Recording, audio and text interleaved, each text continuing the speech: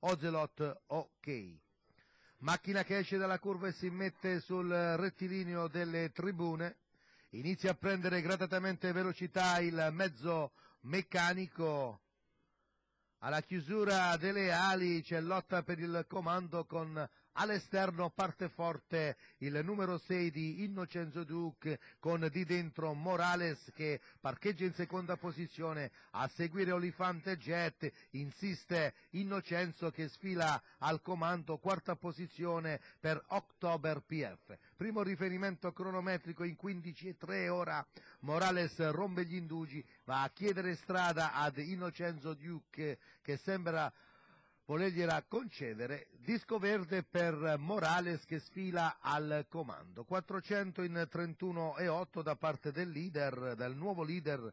In seconda è sempre il 6 di Innocenzo, ma si fa sotto prepotentemente all'esterno Morrison OM che rompe gli indugi e va ad attaccare Morales. 47,5 per i primi 600 metri di corsa con Morrison al comando, a seguire lungo i birilli Morales. All'esterno c'è la progressione di Lurifax, cavalli che vanno al completamento della seconda piegata, gli 800 in 1:03,5 con l'avanzata di Lurifax al centro dello schieramento, la cui scia viene presa da Olifante Jet. Cavalli che vanno a transitare davanti alle tribune, primo chilometro sul piede dell'1:19 abbondante da parte di Morrison OM, lungo i birilli Morales, all'esterno Lurifax, a seguire l'altra pariglia formata da Innocenzo Duc e da Olifante Jet, cavalli che vanno al completamento della penultima piegata con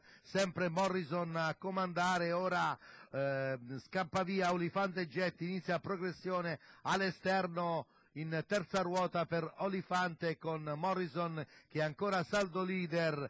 15,2 di frazione per il battistrada, lungo i birilli si infila ancora Innocenzo Duc con all'esterno Morales, più a largo Olifante Jet, questi tre dietro alla caccia di Morrison OM che va ad affrontare in vantaggio la piegata finale. 2,07 il miglio da parte del leader con Olifante che perde contatto al pari di Morales. Innocenzo Duc non perde di vista Morrison OM all'ingresso della dirittura di arrivo, va a sferrare l'attacco a Morrison OM e Innocenzo Duc. Morrison lungo i birilli, a centropista Innocenzo che si fa cattivo, viene su Innocenzo Duc, passa Innocenzo Duc, controlla la situazione e va a parare l'affondo di Morales che proprio nei pressi del palo si era avvicinato sensibilmente. Vittoria per Innocenzo Duc, numero 6 dello schieramento, nei confronti del numero 5 di